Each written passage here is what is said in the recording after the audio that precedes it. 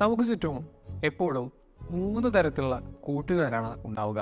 നമ്മളൊരു മരമാണെങ്കിൽ അതിൻ്റെ ഒപ്പം ഉണ്ടാവുന്ന ഇലകളെ പോലെയാണ് ചില കൂട്ടുകാർ. സീസണിൽ മാത്രമേ ഉണ്ടാകൂ.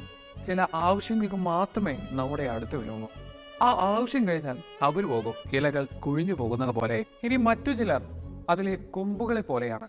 അവരെപ്പോഴും നമ്മുടെ ഒപ്പം ഉണ്ട് എന്ന് പറയും.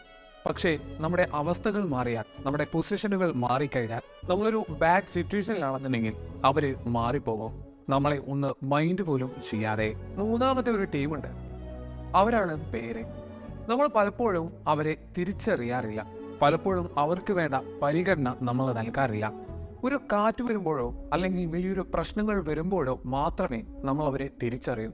അവർ നമ്മോട് പറയും, ഞാൻ എപ്പോഴും നിന്റെ കൂടെ ഉണ്ട് എന്ന്. അതുപോലെ തന്നെ ഏതവസ്ഥയിലും അവര് നമ്മുടെ ഒപ്പം ഉണ്ടാവുക തന്നെ ചെയ്യും. ഇങ്ങനെയുള്ള കൂട്ടുകാരെ തിരിച്ചറിയാനുള്ള കഴിവാണ് നമുക്ക് വേണ്ടത്.